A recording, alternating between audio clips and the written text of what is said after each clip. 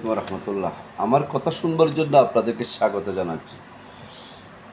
এই কয়েকটি পত্রিকায় রিপোর্টে, বিশেষ করে যুগান্তর পত্রিকার রিপোর্টে একটা পরিষ্কার একটা ধারণা পাচ্ছি যে আমরা আজকে যারা আন্দোলনের মাঠে আছে তারা বেসিক্যালি তাদের লক্ষ্য আন্দোলন নয়, তাদের লক্ষ্য হচ্ছে তলে তলে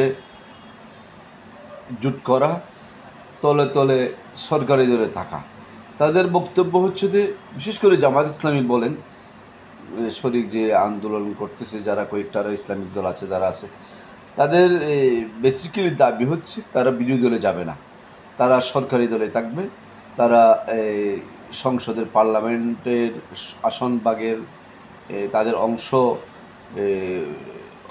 অংশী হতে চাই, তারা সরকারের মন্ত্রণালয়ের ভাগিদার হতে চাই।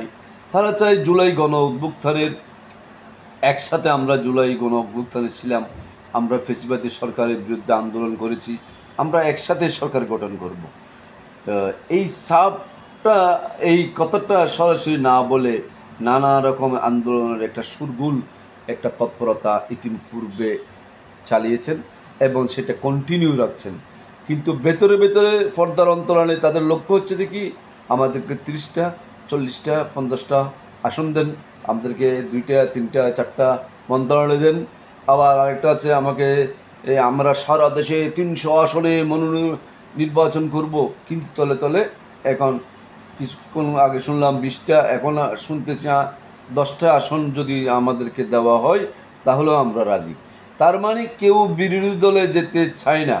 কিন্তু বিএনপির ভারপ্রাপ্ত চেয়ারম্যান জনাব তারেক রহমানের লক্ষ্য হচ্ছে যে কি, একটা শক্তিশালী বিরোধী দল থাকলে রাষ্ট্র ব্যবস্থা ভালো চলে।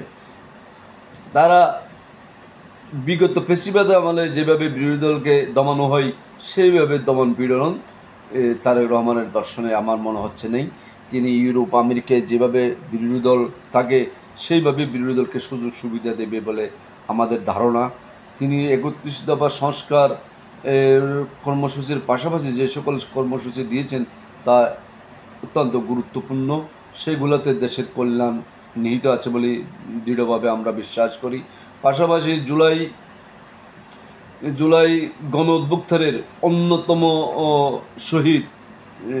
শহীদ মুগ্ধ, তার ভাই স্নিগ্ধ ইতিপূর্বে বিএনপিতে যোগদান করেছেন। তিনি বুঝতে পেরেছেন জুলাইকে দারুণ খাড়া করে, সেই জন্য তিনি যুব সমাজের, তরুণ সমাজের প্রতিনিধিত্ব করার জন্য তিনি বিএনপিতে যোগদান করেছেন। আস্তে আস্তে দেখবেন অনেকেই জুলাই গণ অভ্যুত্থানের মূল শক্তি হিসাবে বিএনপিকে ধারণ করবেন বলে আমরা বিশ্বাস করি। এই তলে তলে তালগোল না ফাঁকিয়ে আমরা বলবো, আপনারা জনগণের আস্থা অর্জন করুন, জনগণের ভালোবাসা গ্রহণ করুন, নির্বাচনে অংশগ্রহণ করুন এবং আগামী ফেব্রুয়ারিতে নির্বাচনের মাধ্যমে আপনারা সংসদ সদস্য হন, আপনারা রাষ্ট্রের দায়িত্ব গ্রহণ করুন। কিন্তু এই হইসই একটু তাপাল্লিং হাঙ্কি পাঙ্কি এসা তেসা এগুলো আলুম বুলুম এগুলো না করে যদি আমরা সঠিক পথে যদি আমরা রাজনীতিটা করি, দেশের কল্যাণ হবে, মানুষের কল্যাণ হবে। ভবিষ্যতে আমরা একটা সুন্দর একটা বাংলাদেশ পরবর্তী প্রজন্মের জন্য উপহার দিতে পারবো বলে দৃঢ়ভাবে বিশ্বাস করি। অতএব নির্বাচনের পরিবেশে যেন ব্যাঘাত না করি, নির্বাচনে অংশগ্রহণ করি। ধন্যবাদ সবাইকে। আসসালামু আলাইকুম রহমতুল্লাহ।